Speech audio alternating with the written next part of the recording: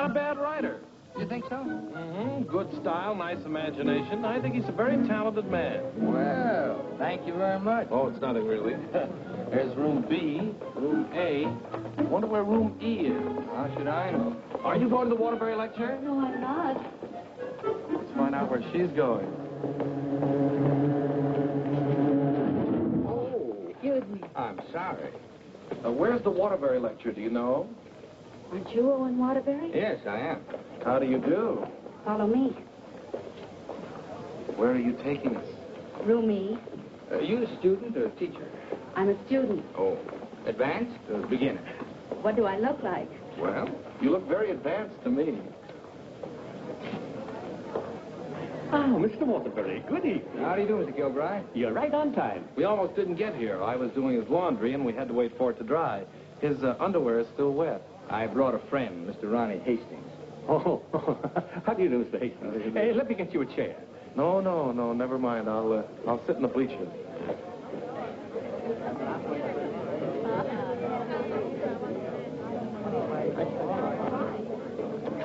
Hello. Hello. You going to be a writer, too? I hope to be someday. Well, this lecture should help you a great deal.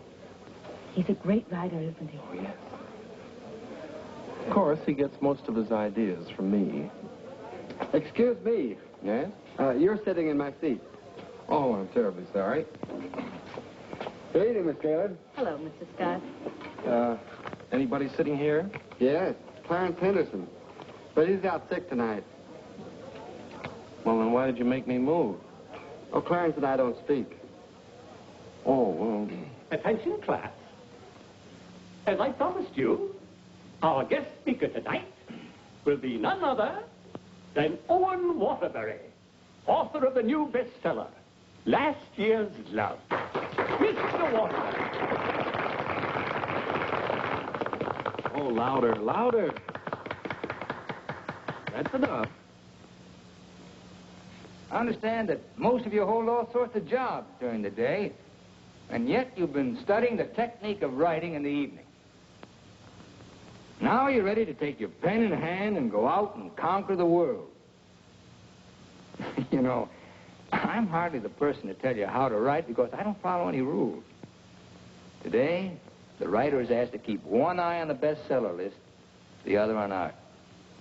That's divided loyalty, and that makes for dishonesty. I must confess, I've been guilty of this dishonesty, too. But now that I've made my position secure, I'm going to try to write a really good book. No more bestsellers, but something that I hope will be a piece of great writing. You know, good writing, fine writing, is here and here. The dictionary is filled with all the words you need, but unless the mind and the heart find those words for you, you better leave them in the dictionary. He's so brilliant. Because a writer, fundamentally, must believe in himself. That's half the battle.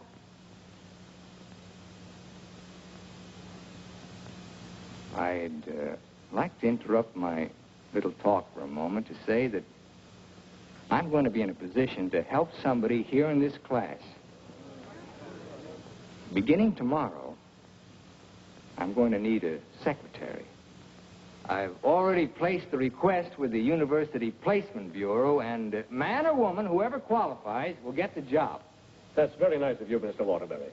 Well, it's not a big job, but the surroundings will be wholesome. And you'll be able to serve your apprenticeship under someone who's already established. Well, so much for that. I remember when I wrote my first novel. It took a lot of work. I starved, lived in a little back room, all the while consoling myself that I was going to be another poet. So you're really going to work for Owen Waterbury? Well, I was offered the job by his personnel manager.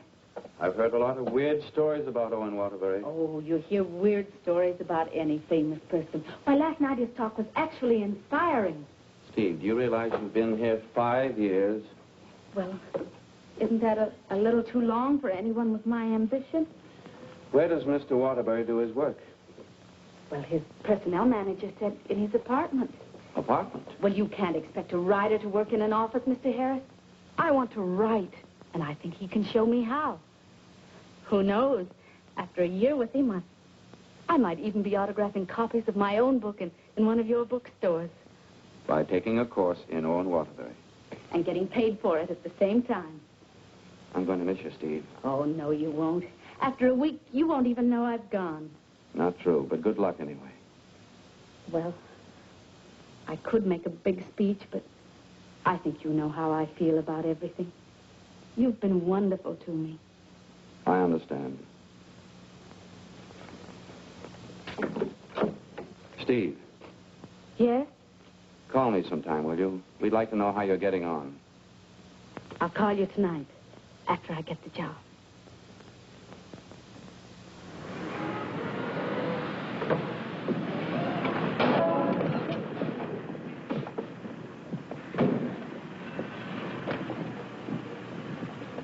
Why don't you watch while you're parking? Well, you can back up, can't you? You got to reverse. Never mind, Bill. Just save your energy for upstairs. Smart guy. Hand me the bag, Bill. Yes. I'll take it upstairs for you, man. Anything drives a cab these days. Apartment 3E. Thank you. Now, just remember, Bill, if he says one word that's out of line, just one word, I want you to bop him right on the jaw. They might take my license away. Not for protecting a lady. Well, come on, in or out. You know, I hit pretty hard. The harder, the better. Is he a big guy? 6 feet of bluff. I'll cut him down. I didn't get this nose for nothing. Are you sure he can't fight? He's a writer. Writer? Writer? Now, remember, if he just so much as opens his mouth... Don't worry, I'll shut it up. I got a bigger mouth than he's got. I've come for my things. And what's the objection? Evidently, he has none. Follow me, Bill. Now then, I want you to take all the things out of that drawer and put them into that bag. Yes, ma'am. No, not the drawer, just the thing.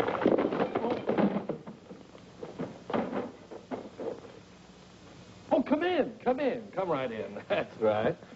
That's Mr. Waterbury's former secretary. She quit this morning. Won't you sit down? This is my mink. And how? Waterbury gave that to her as a Christmas bonus. My typewriter. Well, that was sort of a New Year's bonus. My aujourd'hui. She brought her own aujourd'hui. My pot. She cooked once in a while. My bourbon. She drank a little. My cigarette box. She smoked, too. My lipstick. Shall we adjourn to the library? Your frankfurters. Goodbye, Mr. Waterbury. Good thing you didn't open your mouth. Thank you. Come along, Bill. Don't bother with your inferiors. And now, miss, what can I do for you? This is your new secretary. Oh, yes, you're from the Kilbride School. Yes, I am. Say, look at that. She knocked over a bottle of ink all over the carpet, and it's going to be hard to get out, too. Oh, would you try cleaning it up, please, Mary? Not me. The landlady says I'm not to clean up any more messes. Just do my regular work and get out of here. Excuse me. Would you like some help? Oh, thank you very much. Say, you're going to work out fine. Here, Ronnie. I'm an expert at this sort of thing. He sure is. He cleans up about 6 of them a month. I'll need a cloth and some rug shampoo. This is the stuff you've been using lately. Here, this is a woman's job. It was a woman who did it. It was an accident. You better not let the landlady see that. She'll add $100 for damages to your rent. That's more than last month. Oh, I got some on my dress. Oh, look, why don't you work on the rug and I'll work on your dress? Why don't you two work on the rug and I'll work on her dress?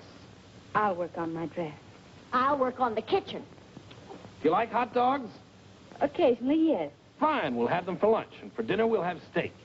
Lunch? Dinner, what? I haven't even been interviewed yet. What's your name? Stephanie Gaylord. What do your friends call you? Steve. Oh, that settles it. I think she should be hired. How are you in shorthand? 120 words a minute. Do you do laundry? From my own, generally. Well, you're going to have to learn to do silk shirts, 120 a minute. I'll do the cooking. And eating. Do you live here, too? No, I live next door. But he hasn't been there since July. That's because I have no kitchen. Well, we share our kitchen on a cooperative basis. He cooks and he eats.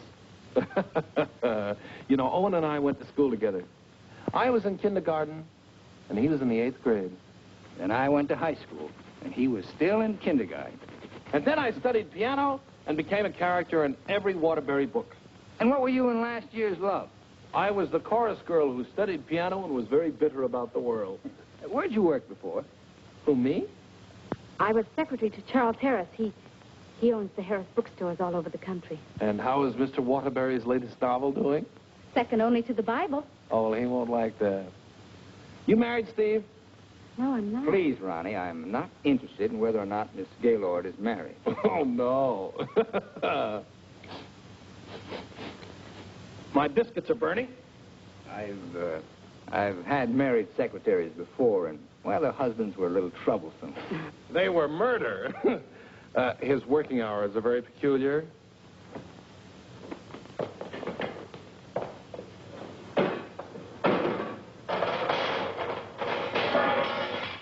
Well, I think we've done a good job. I had such a different impression of what this job would be like. Oh, today was an unusual day. But after this, there'll be no more distractions. I'll go. We're going to work in an atmosphere of dignity and culture. Oh, it's your bookmaker. Mary, that man's here again. I heard you. How much do I owe this time? $11. Don't you give me no more of your tips. That horse will come in next time out. Next time I'll be dragging a load of ice. Well, what do we owe you? $278 for Owen and $1 for you. Excuse me.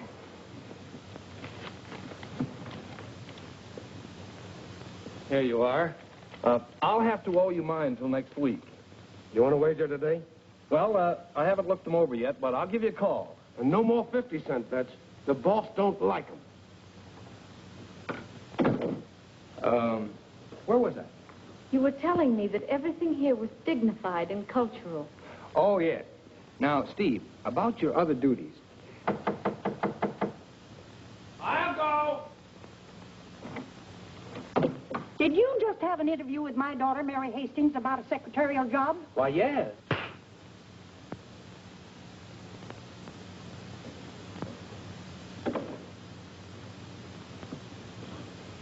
I have a message for you. Well, what's the message? Mr. Waterbury, I don't think I want this job. Well, why not?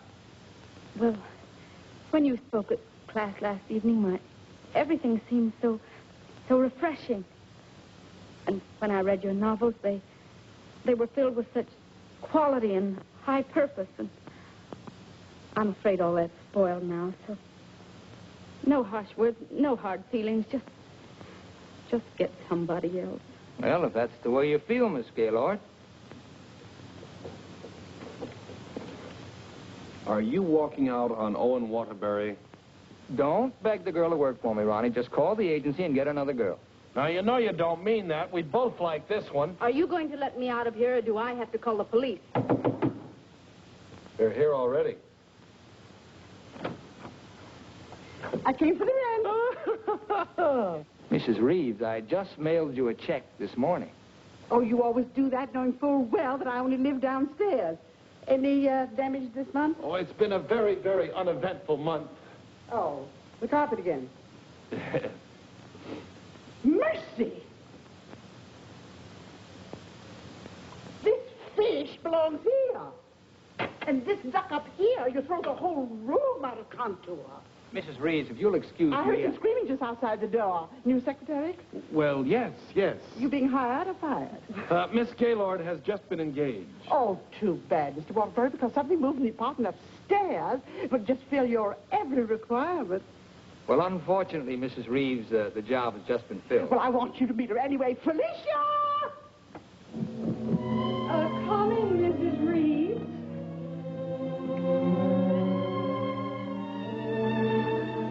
Felicia Adams. I want you to meet the famous Owen Waterbury. How do you do? Him.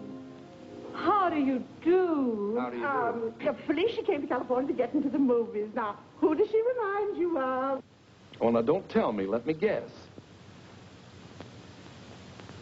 Zazu Pitts. Oh, of course not. Felicia, in addition to being a secretary, is a very good actress, aren't you, dear? And take off your coat and let them see.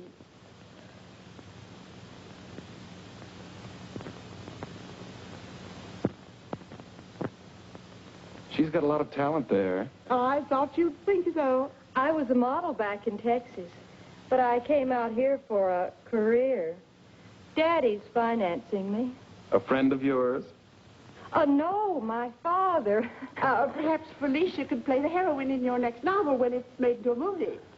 She could do that. What's the heroine like?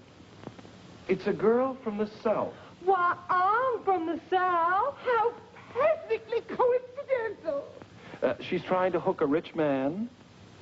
She's insincere and a moron. Well, what's worrying you?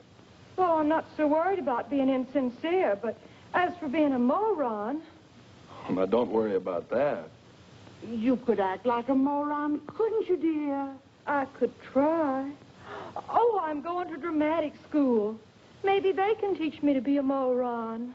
If you studied hard enough, yes.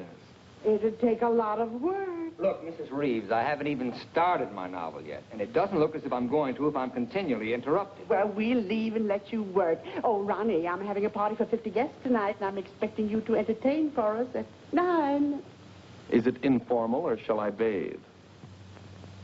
If you don't care to entertain at my parties, pay your rent. Well, I'm off to the horse show. You haven't got a chance.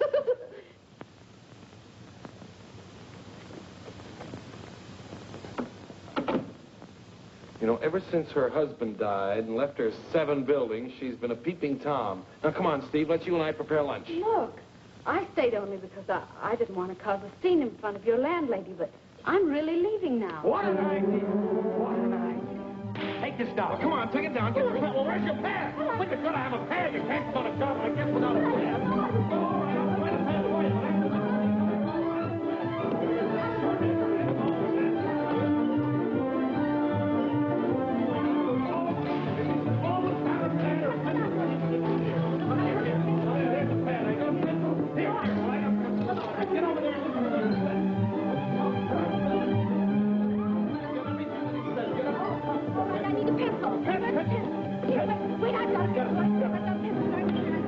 All this notes on my new novel. That's all for now. Tomorrow morning at 10 o'clock.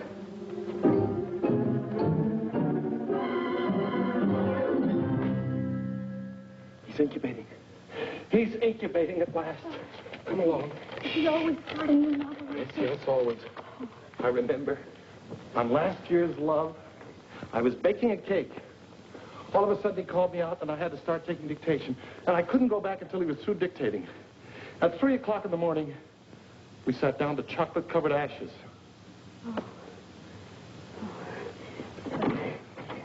Well, I'll see you at 10 o'clock in the morning.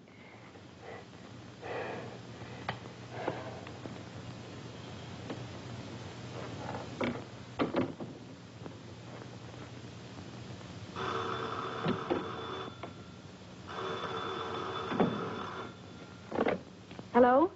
Hello, Steve. I couldn't wait for you to call me, so I'm calling you. How was the job? Well, I have to make an adjustment, you know. It's such an unusual kind of a job. I can imagine. He started his novel today. Oh, interesting story?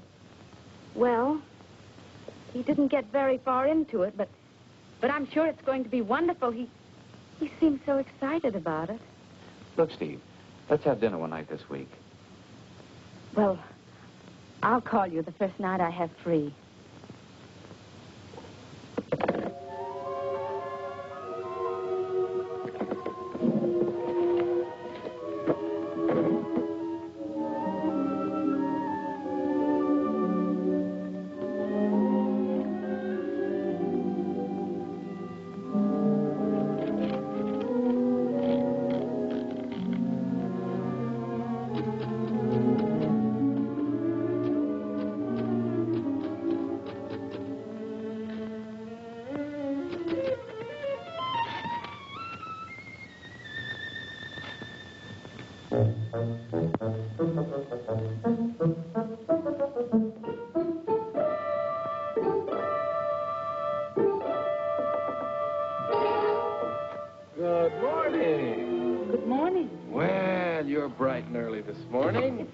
luck.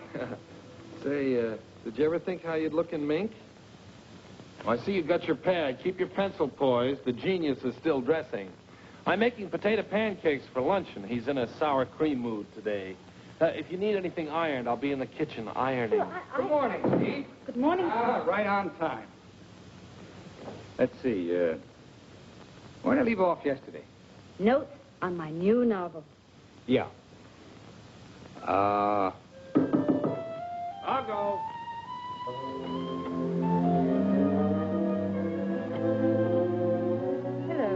Hello. Hello. Hello. Hello. Hello. Hello. Wow. Now, where did I leave off? Notes on my new novel. Oh, yeah. Make that Notes on My New Novel by Owen Waterbury. That's good. Oh, that's real good. Don't you think that's good? Oh, I like that. Chapter 1, General Introduction of Characters. Chapter 2. Well, I'll do Chapter 2 tomorrow. Chapter a day? That's swell. You sure you're not tired? Miss Gaylord, you stay here and answer the telephone. I'm going to the beach for some salt air. Well, be sure you don't bring any home with you. Right, boy. Let's drive someplace nice, like Santa Barbara. Well, honey, anything you say.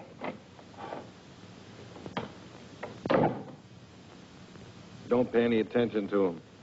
He's just trying to make you jealous. Jealous? Well, what makes you think I'm even interested in him? You know, for a secretary who's just been given the day off, you're awfully annoyed. Annoyed? Of course I'm annoyed. I just don't want to sit here doing nothing. I came here to work. I came here to do nothing, and now I'm working. Look, if you get paid for idleness, grab it, you fool. There goes another one.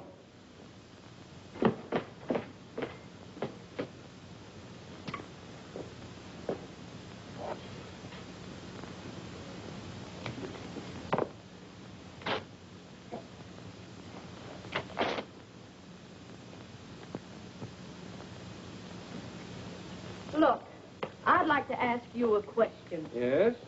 Does Mr. Waterbury intend to write a book? That's a very interesting question. Waterbury's a genius. What do you think he's doing right now? Incubating. Exactly.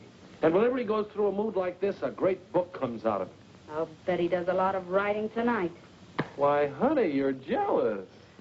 Look, I don't even know Mr. Waterbury. At this point, I'm not even sure I want to. Of course not, honey.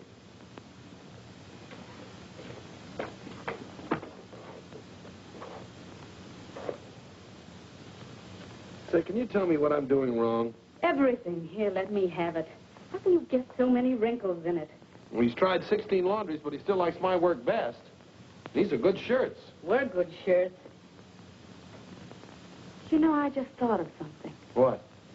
I must be going out of my mind. Why? Well, I went to night school for a whole year to learn to be a writer. And here I am doing a guy's laundry. Oh! It's not done yet.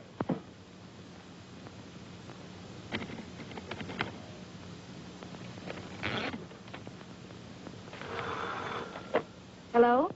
Miss Gaylord, this is Owen Waterbury. I want you to be here tomorrow morning at 9 o'clock. I've finally gotten the idea. Thank you. You know, Owen, I like that idea. Yeah? I don't think there's a horse in there that can beat him. Never.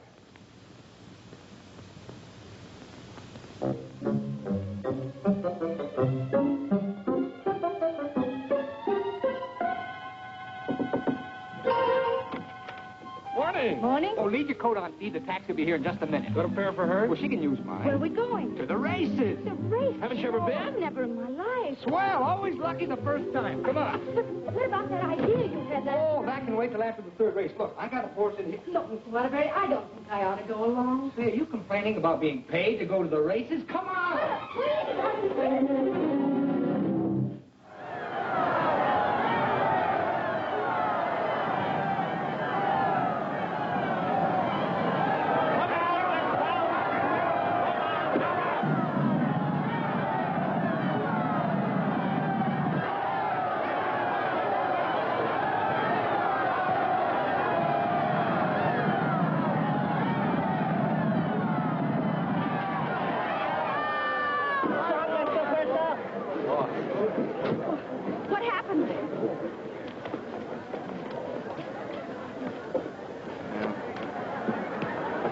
time I take those guys' tips. Well, so far this job has cost me $83. Now, don't worry. I'll see that you get that back. Why should you? I gambled and I lost. Well, losing's good for the soul. We have the 3 best souls in town.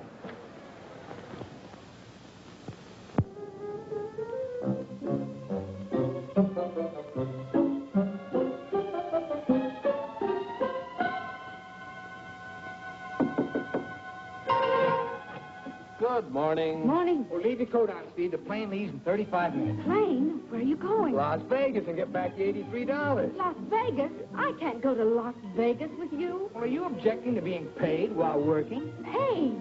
I don't think I can afford to work for you much longer, Mr. Waterbury. Oh, Steve, it only takes an hour and a half to fly. When we catch evening plane back, you're home in time for dinner. With tons of money. No, I won't. No, I just won't. No, please. Put me down.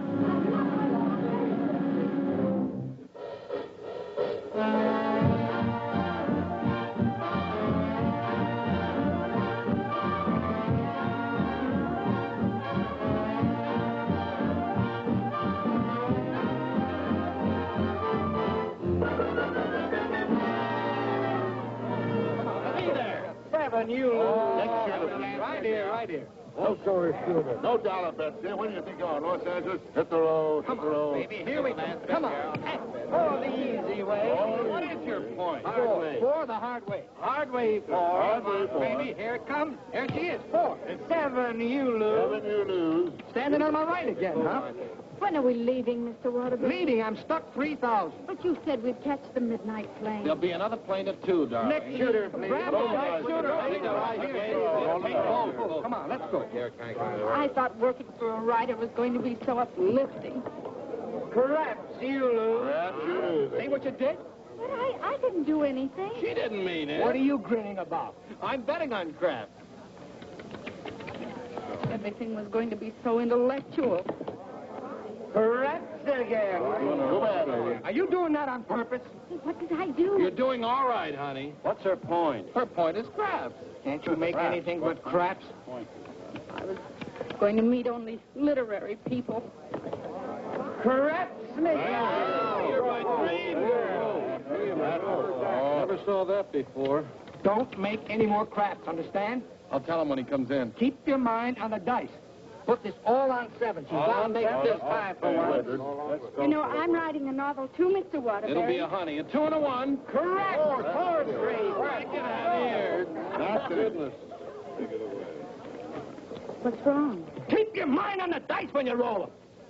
How dare you speak to me like that? Just for that, you roll your own dice. Correct again. Baby darling, Rich. Come on, bring it in. Over here. Come on, lad. Money. Gaylord. Steve, where are you going? I'm going home, and I never want to see you again. You're a fraud, Mr. Waterbury, a cheap, egotistical fraud, and your whole existence is something I want no part of. I'm sorry I even met you because you've spoiled something for me. You've spoiled my impression of Owen Waterbury, the writer. Steve, look, you can't go home alone. I'll take you home. Steve, please sit down, will you? I want to talk to you, please.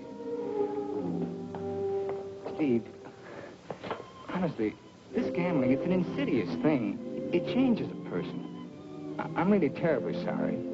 Well, then why don't you put a stop to all of this and get down to work? I guess I'm afraid. Afraid of what? I'm afraid I'm not the great writer I started out to be. Instead, I'm just a commercial hack. Oh, no, you're not. Didn't you see how everyone at the university treated you with awe and respect? Why don't you write another love story? I think going backwards. Backwards? Stick to your last.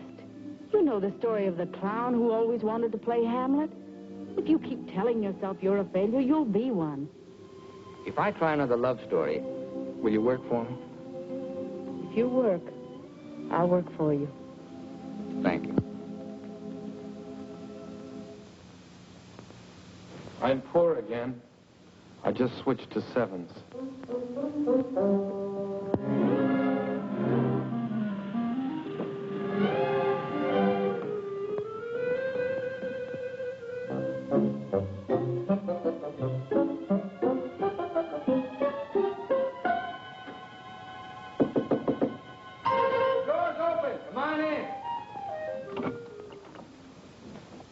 Hiya, Steve. No, keep your coat on. I'll tell you why. The taxi's going to be here in just 1 minute. What? Oh, don't worry. We're going to work, but let's do it at the beach house, huh? He's superstitious, honey. He starts all his novels at the beach house. But why the beach house? Did you like last year's Love? Very much. Well, most of last year's Love was done down there. Well, shall I take the typewriter? It'd be a nice idea. Ronnie, will you stop teasing the girl? I'll be dictating today. Come on, Steve.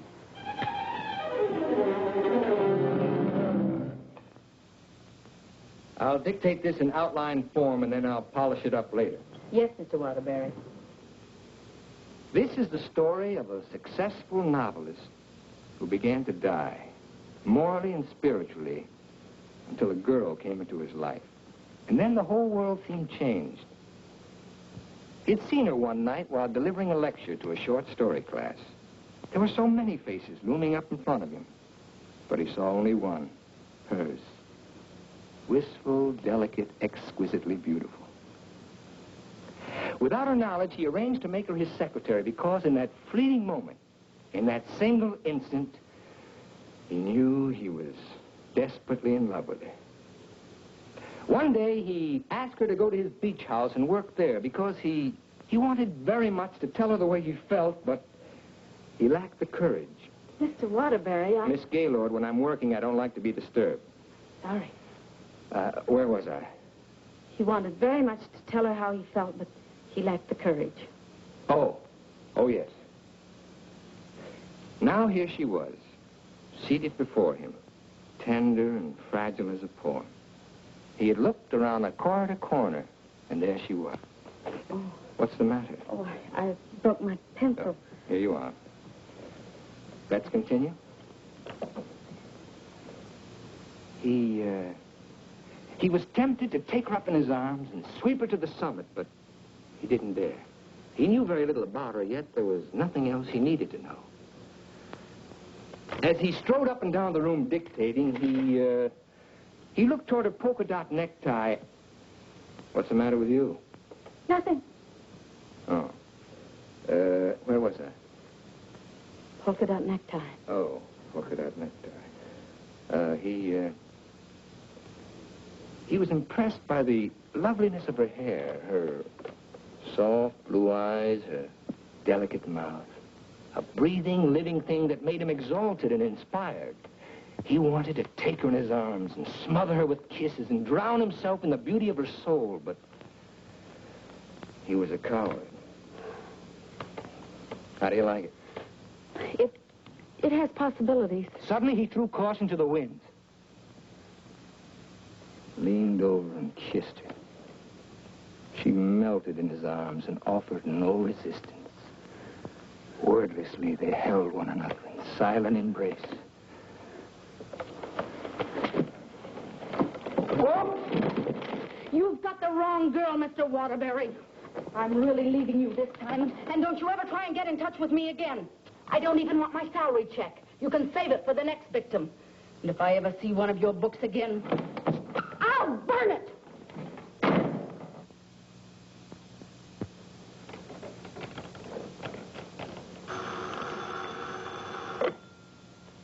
Hello. Oh, hello, son. I just thought I'd call you and let you know I made dinner for the three of us. And ask Steve if she likes popovers. Steve's just quit. Yeah. I'm dictating a harmless little scene. Suddenly she takes offense, slams me on the couch with a hammerlock, and walks out. Is she insane? Well, I'll call the agency and get them to send over another girl. I better get one who likes broiled chicken, because that's what we have for dinner. Don't call anybody. I'm not going to go to work for a long time.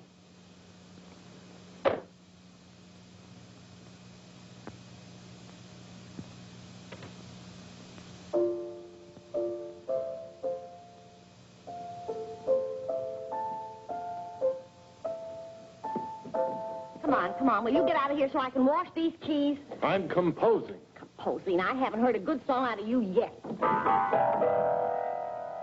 That's it. Give me that again. Thank you very much. What are you calling that thing? I got a cold in my nose. Come on, sing it. Oh, Mr. Ronnie, Oh, don't be silly. I just want to hear the quality. Snip, snip, here's a handkerchief. Ka-choo, ka-choo, gesundheit to you. Let yourself go and blow. Oh, let yourself go and blow. Sad, ain't it?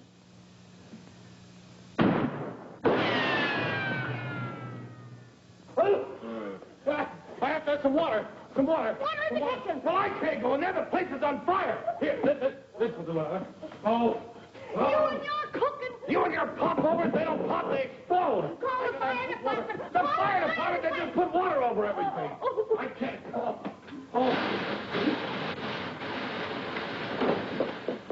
I'm going to tell the landlady on you. Oh, I'm going to tell the landlady on you. Well, I'm not going to clean up this mess. All right, just for that, you won't get a piece of pie. What's in that garbage can? Pie? 30 misses out of 31 tries.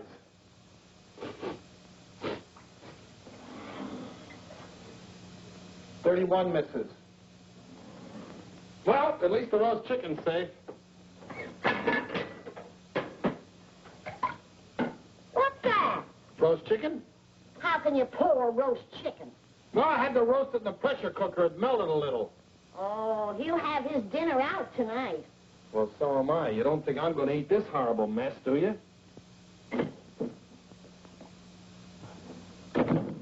Hi, Owen. Hi. He has a nice roast chicken for you, Mr. Waterbury. Give him a glassful. Mr. Waterbury, I think it's my duty as your servant to tell you what just happened in the kitchen. Oh, now, Mary, why don't you go home? Mr. Ronley set fire to the kitchen. I don't care if he sets fire to the whole apartment.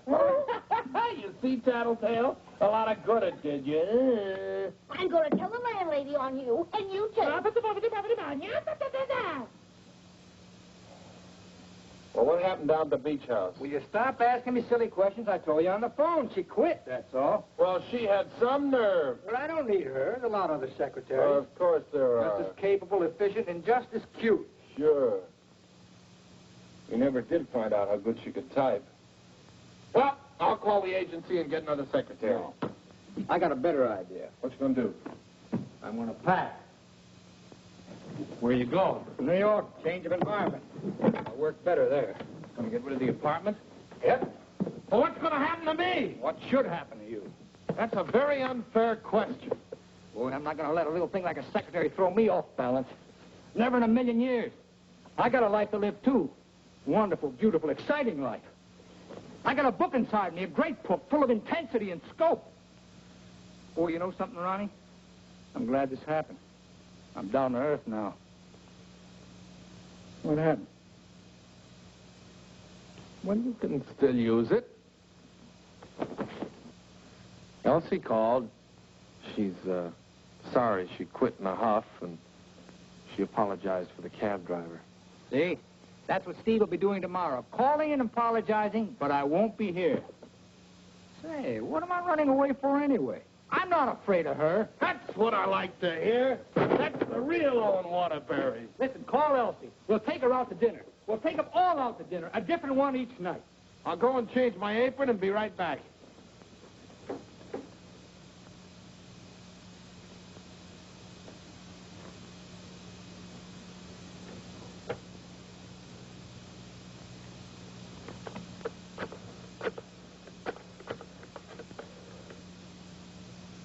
Bryan Detective Agency? This is Owen Waterbury. Yeah. Look, I want you to shadow a girl for me. Stephanie Gaylord. Now, let's all try to have a good time tonight, okay? I'm willing. Are you, Ronnie? I'm willing. Good evening, Mr. Waterbury. Hello, Francois. Here, why here? I like it here. You've always hated the Ridgely room. He's joking. I'm not joking. You've always hated it, hasn't he, Elsie? I thought so. I've always hated it. Mr. Waterbury, there's a gentleman here to see you. Gentlemen? Oh, yes. Ronnie, will you take Elsie to a table, and I'll join you in just a minute, huh? All right, but don't leave us. Don't stick Elsie with the check again. Antonio, table 3. Table 3. Where is he? Alcove 2. Oh. Good evening. Is that the gentleman? Yes, sir. Hello. Did you send me that message? Yes. Bryan Detective Agency. Devon is the name. Well, how'd you find her so fast? That's my job. There she is, right over there, with a man. Who's the man? I don't know. Do you want me to find out? Of course I do. All right, I'll start shadowing both him and her. I want you to find out everything you can about her. I think she's in love with him. She your wife? No, my secretary. I get you. Look, I want nobody to know about this. Don't worry. The way I operate, even you won't know about it. Can you check a pass for me? It'll be expensive. Well, why? The unknown quantity. We've just finished checking on a girl. Took us a year to get her pass caught up with her present. Do a good job. I will. Take care of my check. Yes? Yes, give me a pack, please.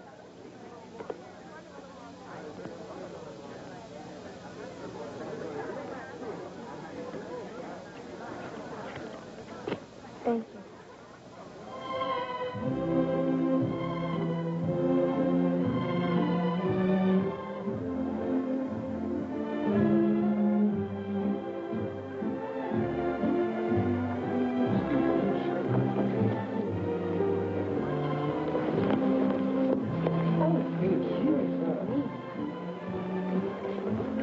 Oh, excuse... Hiya, Steve. Hello, Ronnie. Don't talk to her. I'm mad at her. Oh, I forgot. Good evening. Good evening. You know him? Uh-huh. He's my new boss, Your new boss. What's his name? Charles Harris, the bookseller. That's Steve's old boss. He's not so old. How dared you go work for him? Listen, Shakespeare, I'll work for whom I please. Or did you have to pick on her old boss? Did she pick on mine? When Mr. Harris called the employment agency, he asked for somebody with literary experience. How did you qualify? You used to work for Waterbury. Steve, with her principals out with her ex-boss. What about Elsie? Who's she out with? We're talking about Steve and her principals. Leave mine out of it. You know, I bet Harris hired you just to spy on me. Well, you're not very complimentary. I happen to be an excellent secretary. When did you learn to type, dear? Has he been questioning you about me? Only the normal questions about my experience. You didn't talk, did you? Ronnie, will you stop looking at everything as one big, long laugh? Oh, I've got a laugh for you, lover boy. What? They're going to be married. They're what? They're going to be married. Where are you going? I'm going to talk to her. Your order, please. A broiled chicken. Yours? Well, I'll have a glass full, too. Hello. Good evening. Mr. Harris, Mr. Waterbury. Well, congratulations. I just heard the good news. What good news? How about you marrying Stephanie? May I dance with the bride? That's entirely up to her, isn't it? May I? Thank you. Not at all. So she decided to get married to the wrong guy. Are we going to dance, or are you going to dictate a novel? Oh, now why should a nice, intelligent girl like you marry a man she doesn't even love? For your information, I'm not marrying anyone. Oh, well, now I respect you. You respect all girls who decide not to get married. Going back to work for him? Is this a quiz, or are we going to dance? Well, it could be both. Say, how would you like your old job back? Better terms? Not interested. I'll throw in a bonus. Marriage. Mr. Waterbury, you talk about marriage as though it was something cheap and vulgar. Who else but Owen Waterbury would invite you out for the evening and dance with another girl? I would. Say, why don't you pay him back and dance with Mr. Harris? I wouldn't think of dancing with my boss. This is me you're talking to, remember? Well, I mean, not until I'd worked for him. For a few days. Oh, that's a nice sentiment. Steve, you're in my arms at last. I'm holding you at last. We're dancing. You may be dancing, but I'm holding you. Oh, like the tide, you go out, but you also come in. Owen Waterbury, you're the most maddening man I've ever met. Listen to me, Steve, I love you. Everything I dictated at the beach house I meant, but it was too much of a coward to say it out. I love you, Steve. Marry me. Take a chance. This is me, the author with beautiful words, but I'm stuck. All I can say is, I love you. Marry me. Your chicken, madame. And your chicken in the glass, sir.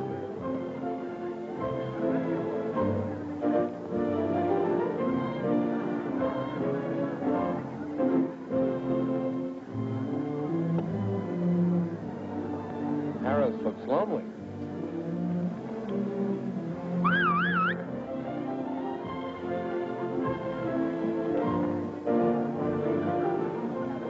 Mr. Harris, this is Ronnie Hastings. How do you do?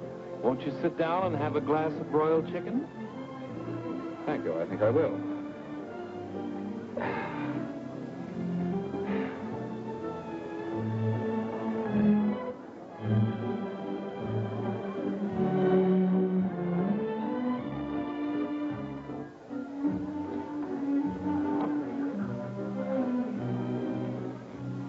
You ever hear the story of the unholy three?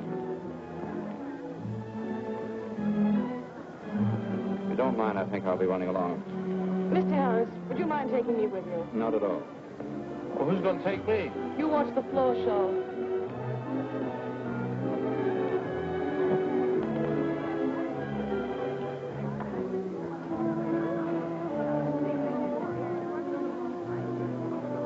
Want to dance? I love it.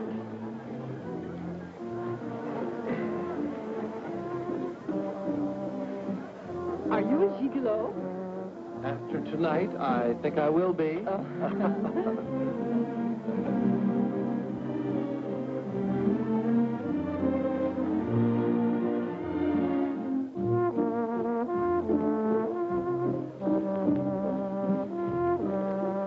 Isn't life strange? When one gets up in the morning, one never knows what one will be doing in the evening, does one? Oh, dear.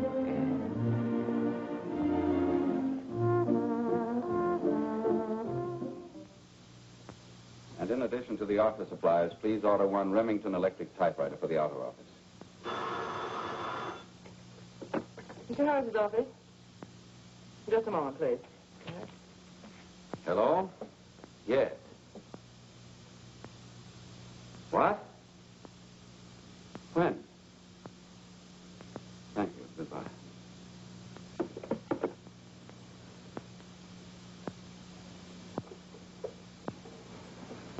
What's the matter? Is anything wrong? Owen Waterbury just married Steve. He didn't. Oh, yes, he did. I never thought she'd marry him. I never thought he'd get married. Well, here we are, honey. Welcome to Honeymoon Manor.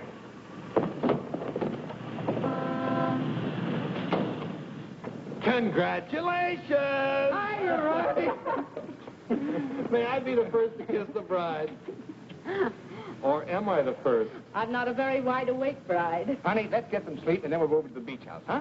How long you been riding? 24 hours. Las Vegas and back. Oh. Hey, whose bags are these? Oh, those are Felicia's. As soon as I told her the news, she decided to move out. It's a good idea. Darling, this is quite a threshold. 3 stories up. Well, we can use the threshold upstairs. Oh, good idea. Hi, Felicia. Congratulations. You did very well. She certainly did. I'll get you moved in as soon as I get her moved Okay. out. Why don't you try the building next door, dear? Driver, old lady's home. Whoa. Hello, Mary. Oh, I'm so happy for both of you. Well, thank you, Mary. Very sweet. Yes, darling. Hello, darling. Hello, dear. Votre bagage, madame et monsieur? I made a wedding breakfast. Spaghetti and meatballs. Look, Ronnie, well, I know you're trying to be helpful, but, well, this is our honeymoon, and, well, we'd like to be alone. Oh, sure, sure. Say, Steve, be nice to him, will you? He's my only means of support.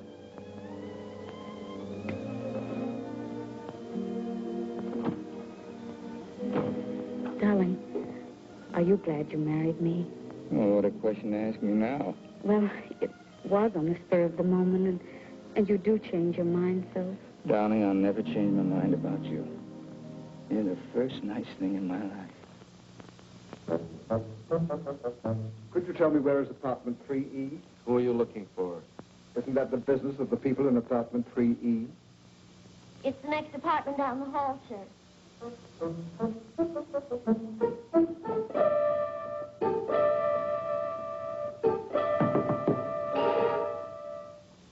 I beg your pardon?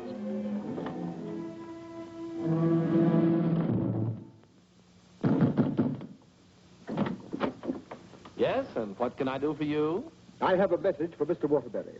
Well, I'm afraid Mr. Waterbury can't be disturbed just now. He's a little busy. My name is Devaney. Will you tell him the woman he's interested in got married?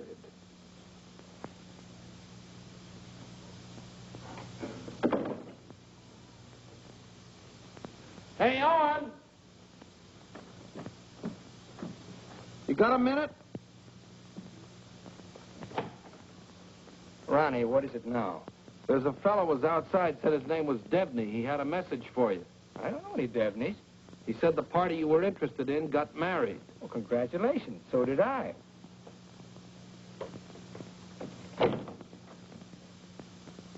Darling, whom were you interested in who got married? There's only one married girl I'm interested in.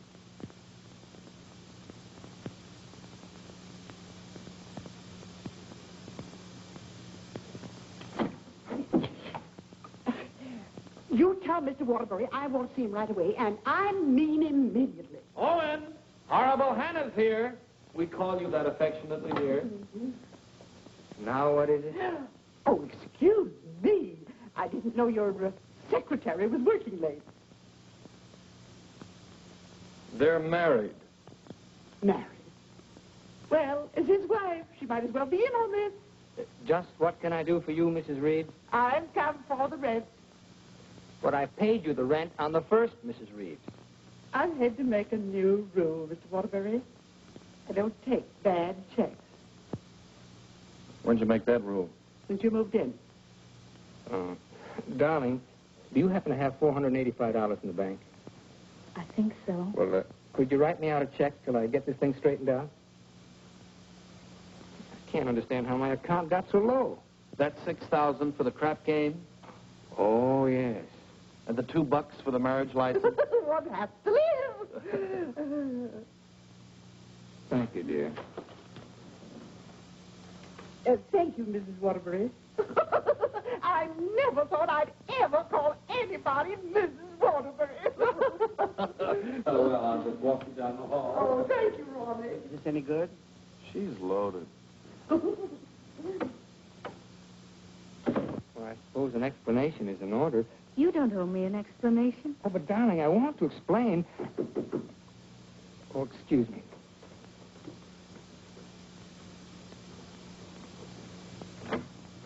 Hello, Owen. Oh, hello, Dick. Congratulations. We just heard. Well, thank you, Bertie. Congratulations. Thanks a lot. Oh, darling! Well, won't you come in and sit down? Yes, thanks. Oh, darling, I want you to meet Mr. Fulton, my publisher, and Bertie. This is my wife. How do you do? So nice knowing you. Owen, you're not thinking of a prolonged honeymoon, are you? Oh, no, we're just going down to the beach house, and, well, I thought I'd dictate my honeymoon. Good idea. You know, there's a deadline on that novel. It's got to be made. You know why. Well, I'll have it ready, Dick. I'll count on it. Would you like a drink? No, no, thanks. We're double parked downstairs. Come, dear. How's Ronnie? Oh, still eating. Same old Ronnie. Yes, Bertie's told me about Ronnie. She says that when he dies, he'll ask the crematorium to baste him slowly on both sides. You know Ronnie? Oh, of course. I was once Mr. Waterbury's secretary. Well, thanks an awful lot for coming, Dick. Happy honeymoon. Thank you.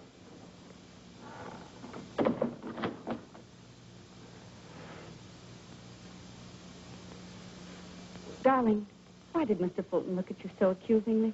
Well, I owe him $20,000. I drew it as advance royalty against my next novel.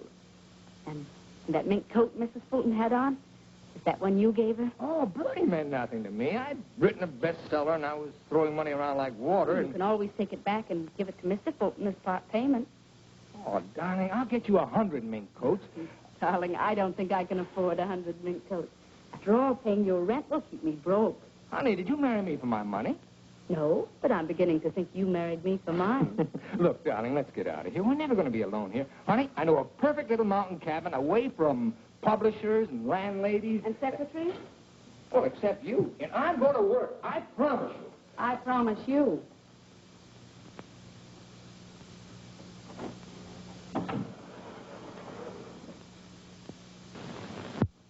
How long did you work on this book, Owen? 4 months. I'm rather proud of this one, Dick. Where's Mrs. Waterbury? Oh, Steve's down at the village getting groceries. She wants to prepare you one of her special dinners. Well, I'm afraid I can't stay for dinner. I have to catch that next train back. Dick, let's drop the suspense. How'd you like the book? I'm going to let you have it right between the eyes, Owen. You don't like it? I hate it.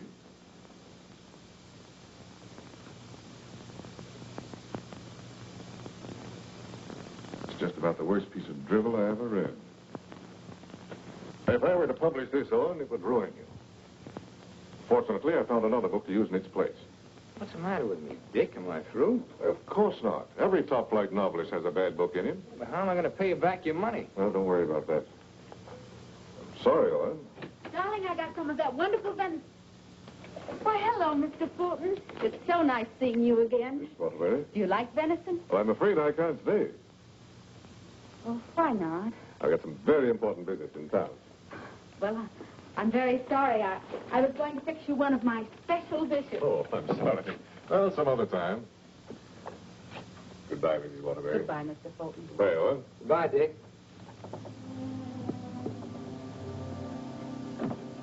He doesn't like it. No? Do you think he's right? He's always been right. Until he married Bertie. Oh, what's that got to do with it? Well, maybe he's changed. Ever think of that? Maybe he sees you through different eyes. Oh, you talk like a fool. Oh, and let's face it. Your book is now being published by a man who sees his wife in your arms on every page. He thinks that girl in there is Bertie in you. You're a child. Bertie meant nothing to me. He doesn't realize that. And he's still a human being, even if he is a publisher. And he's a man. Let's get away from here tonight. Tonight? Oh, and you blame me, don't you? Oh, not really, Steve.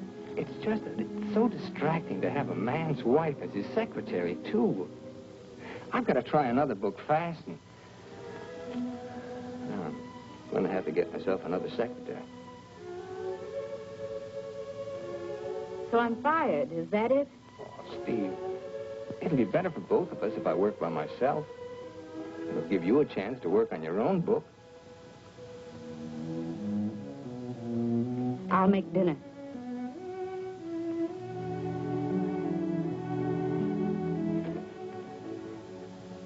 Owen, I finished my book. Oh, you did? Well, I'd like to read it. It's been on your dressing room table for 2 weeks. Oh. Well, I'll read it on the train. Don't bother. Oh, you're hurt. No, I'm not. You call and get tickets for the train and send Ronnie a wire to get you a new secretary.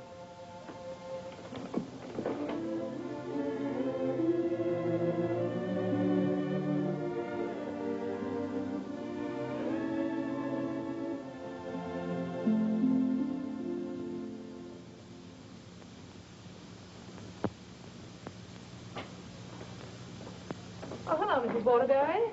Hello, Elsie. Mr. Harris told me you phoned in from the station. Did you have a nice honeymoon? Very nice, thank you. It must be lovely up at the cabin this time of the year. Yes, it is. A Waterbury original? His last. Steve. Hello, Charles. Sit down, won't you? Thank you. Oh, you're looking fine, fine. Well, 4 months of the outdoor life. None the worse for it. Charles, I want you to do me a favor. This is Owen's latest book. Fulton doesn't like it. I want you to read it and let me know what you think about it. I'll try to be as objective as possible. You will be, I know. And I have another manuscript for you. Mine. You finished it? Yes, it was a long uphill pull. Oh, I've changed the title so many times that I finally decided to call it Dawn's Yearning. What does Owen think of it? Owen hasn't read it yet. Oh? He hasn't had time. He's been busy writing. He couldn't concentrate on it. I'll be glad to read both of them. Thank you, Charles. Goodbye, Steve. Goodbye, Charles.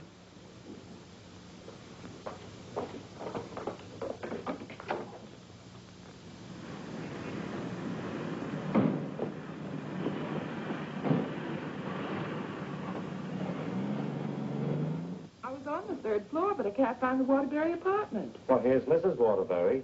Oh, how do you do? The employment service sent me over. What for? Oh, Mr. Waterbury wants a new secretary. Oh, is that so? Yes. Well, follow me. Oh, thank you. I know it's going to be so exciting working for Mr. Waterbury. Just love it. I know I will. You know, this is such a rush call. I hardly had time to dress.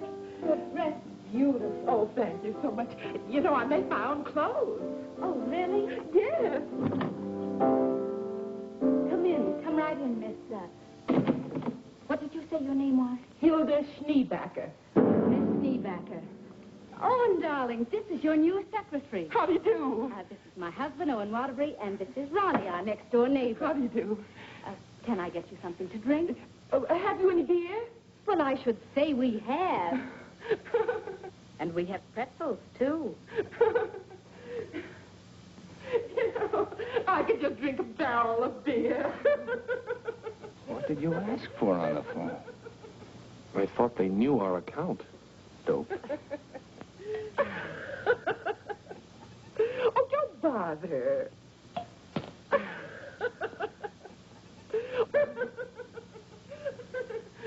Why don't you bring your beer over here where we can be more comfortable?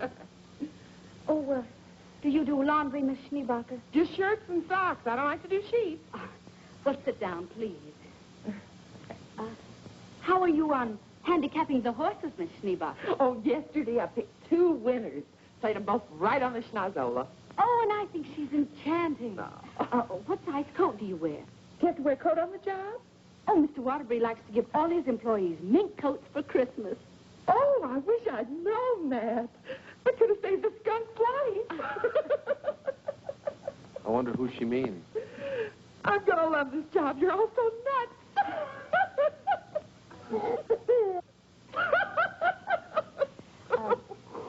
Do you object working late hours, Miss Schneebacher? Not at all. A room with a girlfriend. I haven't seen her since New Year's. Miss Schneebacher, I'm afraid this job's going to be a little too much for you. But why, Owen? Well, you see, several parts of my new novel are mostly in French, and, well, I'm sure you don't speak French, do you, Miss Schneebacher? Studied it for 6 years. Once I had a French boyfriend. We had no trouble. Yes, but how's your shorthand? Shorthand? I don't take shorthand. You don't take shorthand? Well, no. The agency said this was strictly a typing job. Oh, no. This is mostly a shorthand job. But I could learn it. I'm afraid not. Well, guess that lets me out. Leave the glass, please. Oh. Thanks for the beer.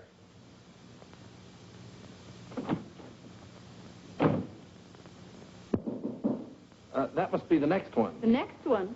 I told the agency to keep sending them until we said when.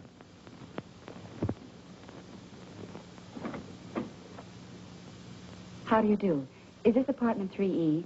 Yes, it is. Does a Mr. Owen Waterbury live here? Yes, he does. I'm Owen Waterbury. Oh, Mr. Waterbury, the agency sent me. Dawn O'Malley. That's right. Won't you come in, Miss O'Malley? Thank you. Won't you sit down, Miss O'Malley? Thank you. Oh, this is my wife. How do you do? How do you do? You take your shorthand, of course. Yes, 120 words a minute. Oh. Do you speak French, Miss O'Malley? Mon mère, elle était française. Et mon père aussi. Vous avez raison de ne pas faire pour le problème. Dites-moi, Mademoiselle O'Malley. Are you married by any chance? Yes, I am. But the divorce comes final next week. I see. When would you like me to begin? You have begun. Oh, thank you. Steve, shall we prepare lunch and leave them alone? I think they'd like to get to work. All right.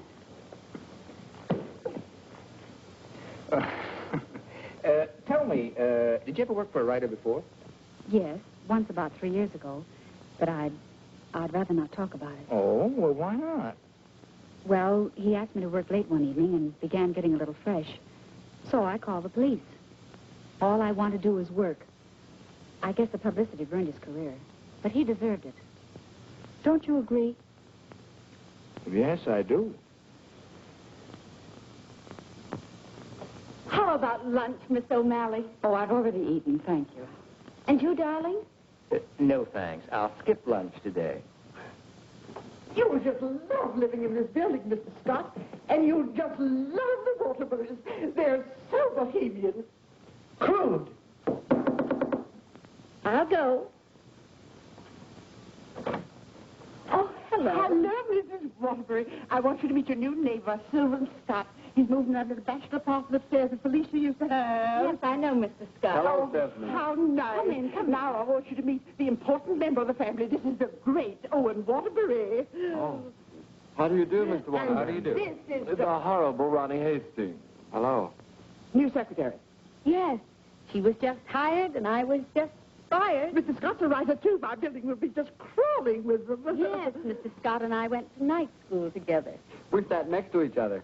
Mr. Scott used to be a ball player. Just look at those shoulders. And they're not padded either. Well, what do you know? Sylvan writes that wonderful radio program called John's Mother's Lover. John's mother's sweetheart. Oh, yes. Tell me, confidentially, is John's mother going to marry her, sweetheart? No, John's father objects. John has no father. Oh, poor John. Sylvan, you'd better rush upstairs and start to work on that radio program. You mustn't neglect John. Well, I'm in a little trouble. You see, my secretary just got married. Oh, what on earth are you going to do? I don't know. I could help you, Sylvan. You, Stephanie? Yes, you see, I was Mr. Waterbury's secretary before he married me. That's right. You were. The marriage was a bonus. Mm-hmm. Oh, when could we begin? Why don't you just say, I've begun? Ronnie, dear, would you get me some shorthand books and some pencils? How much do you think you'll be giving me tonight? Why, we may be working most of the night. Well, that's just ducky. I'm used to working at night. Goodbye, darling. Don't work too hard. I won't. Come on. Oh, thank you, Ronnie.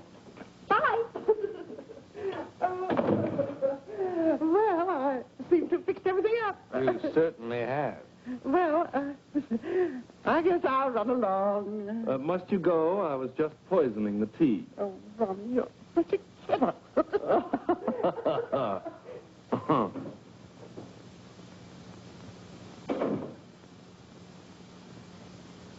You know, you're going to really like it here, honey child. Watch your hands. I don't tolerate familiarity from anybody, and I mean anybody. I once ruined a man's career, and don't you forget it. Miss O'Malley, you may have the day off. Why don't you make it a year? But I haven't even begun yet. Oh, that's all right. You get paid just the same. Oh, well, all right. What time tomorrow? Oh, any old time. Suit yourself. But I don't understand. Well, how about noon? All right. Thank you.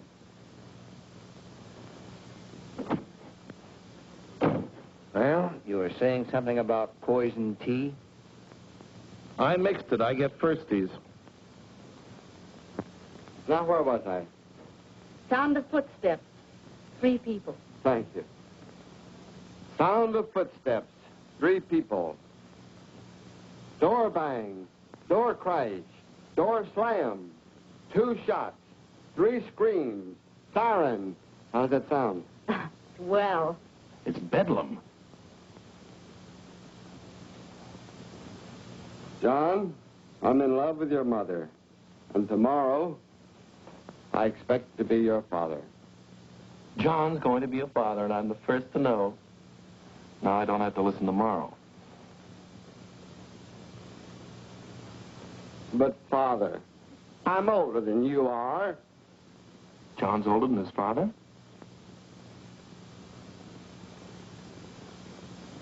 What happened? That's what I'd like to know. I don't know. But don't you worry, Miss Waterbury. I'm not going to do anything.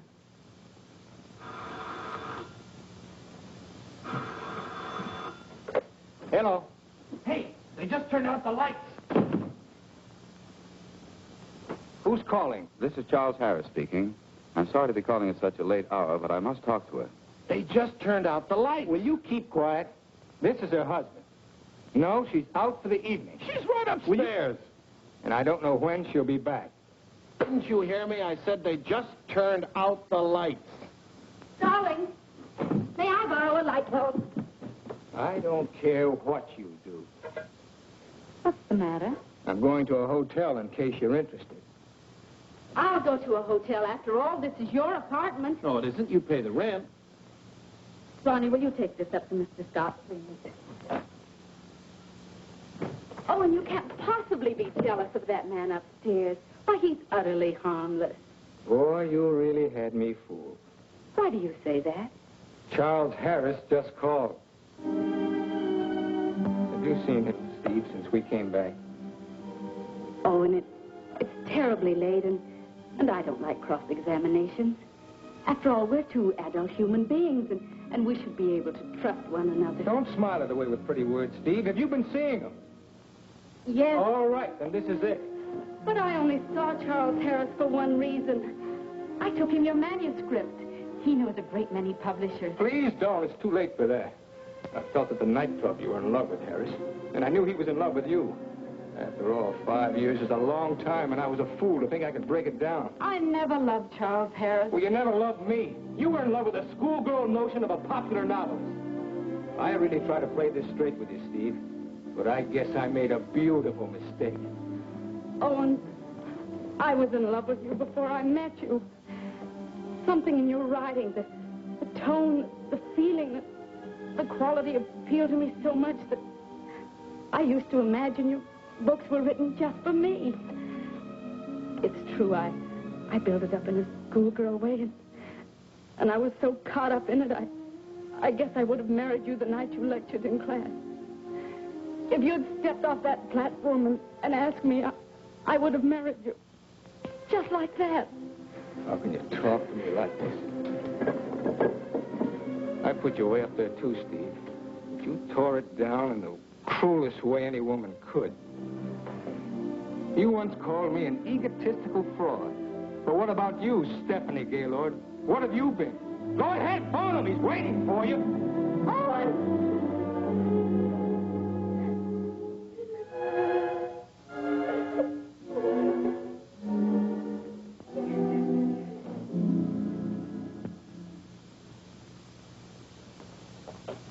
Good morning, Mrs. Waterbury. Good morning, Elsie. I have an appointment. Yes, I know. Mr. Harris has a surprise for you. Won't you come right in? Steve. Good morning, Charles. Stephanie Gaylord, this is Mr. McNally, Mr. Hudson, Mr. Burke of the Literary Times. How do you do? How do you do? How do you do? So you are Stephanie Gaylord. Sit down, Steve. It's a big morning in your life, Steve.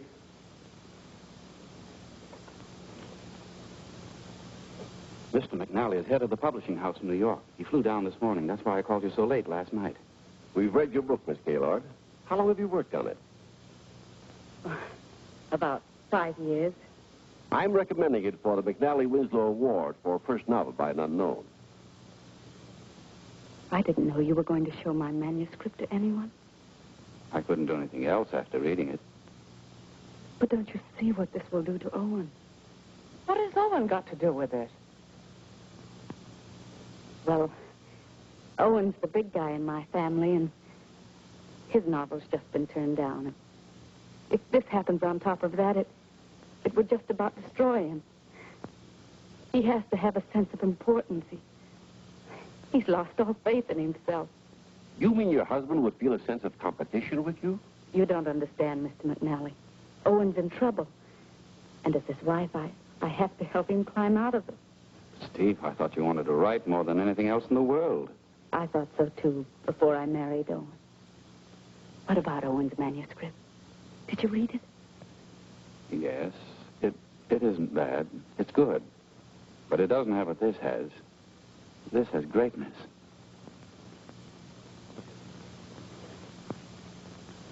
Thank you very much, gentlemen. Steve, please sit down. I want to talk to you.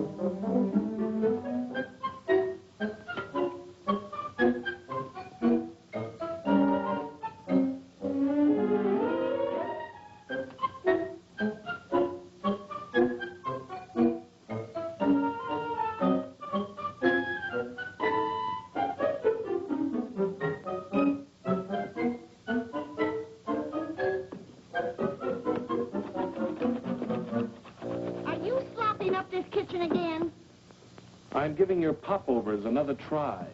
Well, give me time to call the fire department. No, Miss O'Malley. That's not the line I gave you. I'm sorry, Mrs. Scott. All right. Let's try it again. Yes, sir. John, Mother, I've changed my mind. I don't like your sweetheart. Mother, well, I like him. That's all that matters. John, as your son, I refuse to approve the marriage. Mother, you're not marrying him. I am. How does that sound? Stinks. Amen. Mr. Hastings, I must say you're distracting. You know, you shouldn't be using Mr. Waterbury's apartment or Mr. Waterbury's secretary. Well, Mrs. Waterbury isn't here, and I've got to get the program out. Why don't you work in your apartment? She won't work upstairs. Well, why don't you work without her? I can't. I'm a dictator. Dear, why won't you work upstairs? I don't work in men's bedrooms. It's not a bedroom. It's a bachelor apartment. My husband was a hotel manager. One room is a bedroom. Two or more is an apartment. Sylvan, she's got you there. Oh, come on, let's work. Hello, Mr. Waterbury. Yes, what can I do for you? Remember me? I'm Devaney of the Brand Detective Agency. Oh. What's this?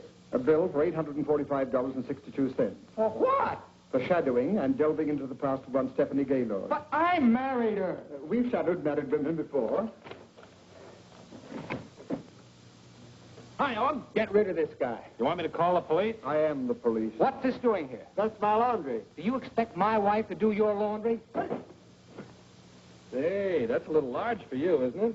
That's Mrs. Waterbury's laundry. That's mine. Well, take it and get out of here. And as for you, Mademoiselle O'Malley, you're fired for taking dictation from somebody else. Well, that suits me just fine. I wouldn't work for you even if I did like your horrible writing. Where's Stephanie? I don't know where she is. I know where she is. Where? You pay this bill and I'll let you know. Oh, Ronnie, do you happen to have $845? And 62 cents. Why don't you write him a check? Oh, yes. Call that number right away. Here's the detailed report. It's very amusing. You see, I had to shadow you at the same time that I shadowed her. Here's Stephanie. Oh, good. Stephanie, where are you? What? What are you doing there? Stephanie, if there were ever any chance of our getting together, this kills it now. Finally and for all time, we're through. Charles Harris's apartment. Just like that, no sense of shame. Well, maybe she got her old job back and is working for him. At his home? What decent, self-respecting girl works for a man at his home? Maybe she's his secretary. Please, don't tell me about secretaries. He could tell you. Here's the report. Page 3 is wonderful. Right. Call the employment agency. I'm going to show her. Look, I want a girl this time who's capable and efficient. I'm calling for Mr. Owen Waterbury. Fast typist. I don't care what she looks like. We don't care what she looks like, as long as she's attractive. Do you take shorthand? Oh, but of course. 120 words a minute. Uh-huh. And, what did you say your name was? Miss Pigeon. Her name is Miss Pigeon? Everybody says I'm flighty. Where did you work before? I'm just out of secretarial school. I think it would be wonderful working for you, Mr. Waterbury. You see, I hope to be a writer myself someday. Oh. Have you ever been married? Oh, no. Never. And you have no objections to working on weekends? Oh, not at all. My time's completely my own. And you think Mr. Waterbury's just wonderful? Mm-hmm. This is a clay pigeon. I've come for my things. Follow me, Bill. I know just where to go. I want you to take everything out of that drawer and put it in that bag. Right. I knew you'd come back. But it's only for a moment. Where's the mink coat? I didn't get a mink coat. Come into the bedroom, Bill. What's the matter? Short of minks? Say, haven't you been here before? Sure. I came with the other one. I got a cab stand downstairs now. If you need a cab, just open the window and holler. Well, I'm going to do a lot of hollering now. That's his former secretary.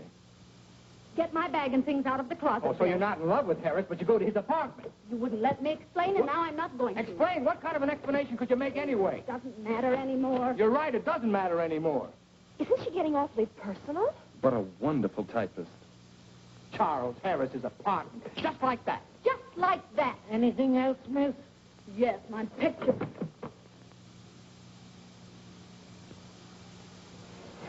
If I were a man, If you were a man, I'd ask you to step outside. Go ahead, hit me. I dare you. Did he slap her? I should say not. She slapped him. I've known all along why you've resented me. It was because I liked your novel, and I told you so. You think you've wasted your time. That's your tragedy. My only tragedy is you. I'm going far, far away from here, and I'm going to write a book about you. I'm going to call it The Heel and His Victim. That's a very horrible title. It'll do. Goodbye, Owen Waterbury. And don't you ever try and get in touch with me, because I want no more of you. And that goes for me, too. Where's Miss Pigeon? She, flew the coop. Where do you think Steve's going? I think she's going to marry Harris. Harris. I'd like to see that little worm. I'm going to. Now, where are you going? I'm so mad I could get married. You know, I think I'll have to. Well, whom are you going to marry? It'll be a female. That's about all I can say.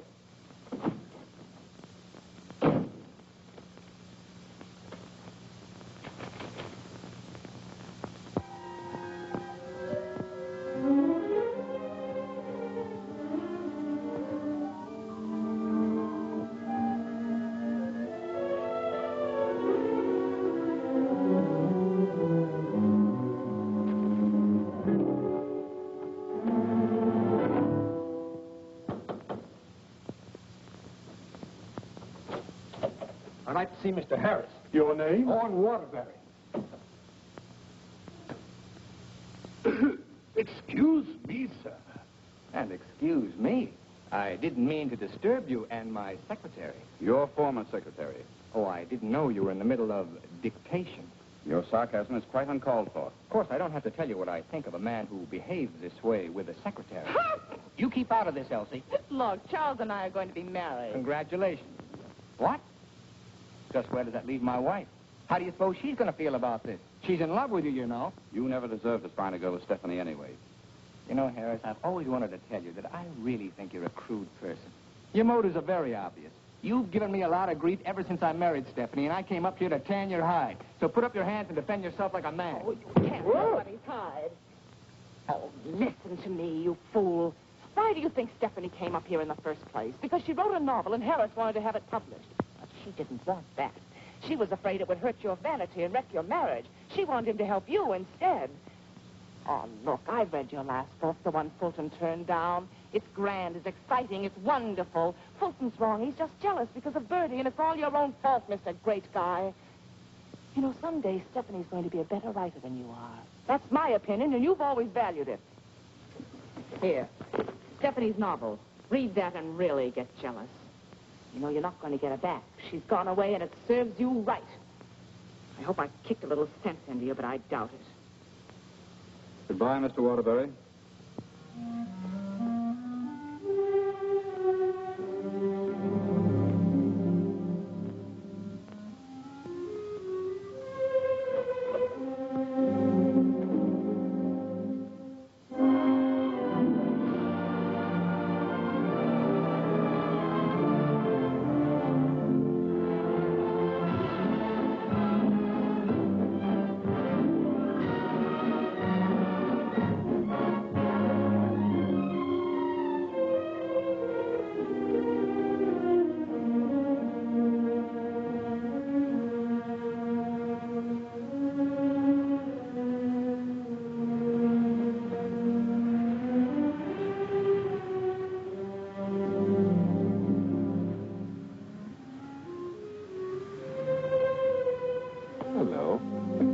Waterbury? Yes?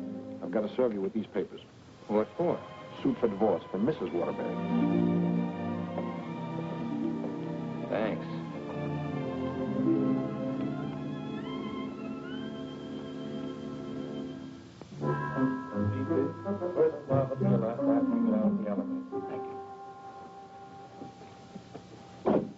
Oh, mine's 3. What's yours, please? 4C. Isn't that Sylvan Scott's apartment? Oh, is it? I didn't know who lived there, but I'm his new secretary. I see.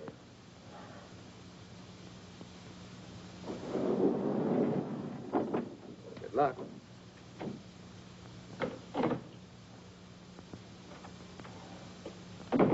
Oh, Mr. Waterbury. Hello, Mary.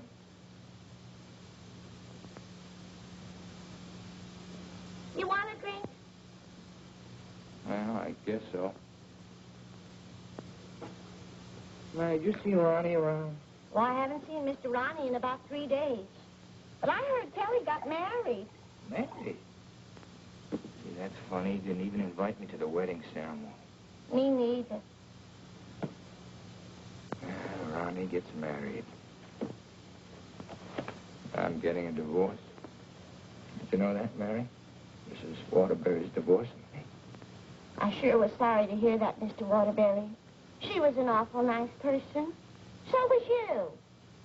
At times. Thank you, Mary. Well, I see Scott's hiring a new male secretary. Oh, Mr. Scott doesn't live in this building anymore. He moved out yesterday. Oh. Well, who moved in up there? Mrs. Waterbury. Yes, she's a big writer now. Well, of all the nerve, I'll fix her. She can't do this to me.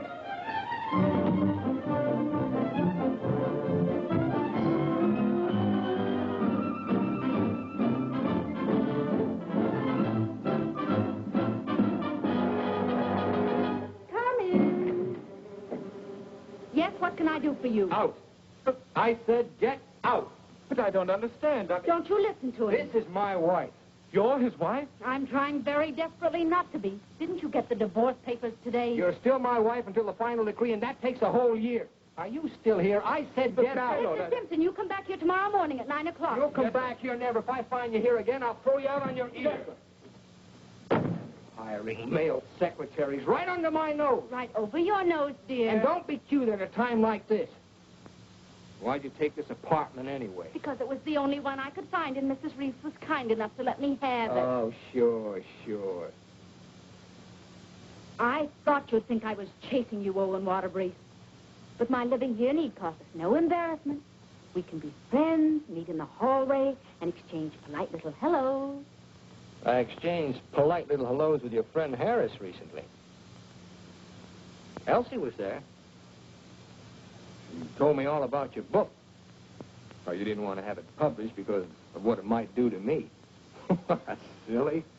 I mean, do you think I look upon you as a competitor? Don't you think I can compete with you, Mr. Waterbury? I read your book last night. Kept me up most of the night. You want to know something? Yes. You're better than I am. But don't tell anybody because I'll deny it. Now, you listen to me, Mr. Owen Waterbury. I'm a human being, too, and I have certain rights and privileges. I had an idea for a book, and you made me lose a very good secretary. Well, look, why don't you dictate it to me? You? Sure, I can take shorthand. Owen Waterbury. Look, you want to know a secret? What? I'm a better secretary than you are. Oh. All right, prove it. Get the shorthand book and pencil. Okay. And I don't want to hear another word about our personal problems until I get this down. Let's call this Notes on My New Novel by Stephanie Gale. This will be the story of a girl who became secretary to a very egotistical man who thought he knew everything there was to know about writing. Oh, now, wait a minute, Please, please, you're interrupting my train of thought. He was attractive in an ugly sort of way. Thanks a million. Will you please stop interrupting me? But he was filled with childish frustrations and complexes which she, in her silly way, tried to cure. Now, wait a minute, Steve. I'm not going to sit here and take down this... Listen, this is my new book. Until she suddenly discovered he didn't need a wife. He needed a psychiatrist. A psychiatrist? That does it. Now I'm insane, am I? Okay. But if you publish that book, I'll sue you. You just go ahead and sue me if you think I'm afraid. Hello. You know, this book sounds very interesting, but there's one thing I've got to know. Did she love him? Well, of course she loved him. She loved him deeply, devotedly, desperately. Then why didn't you say so? I've come for the rent. Raleigh is your new landlord. Oh, no, that vase belongs up there. And this belongs here. And this belongs here.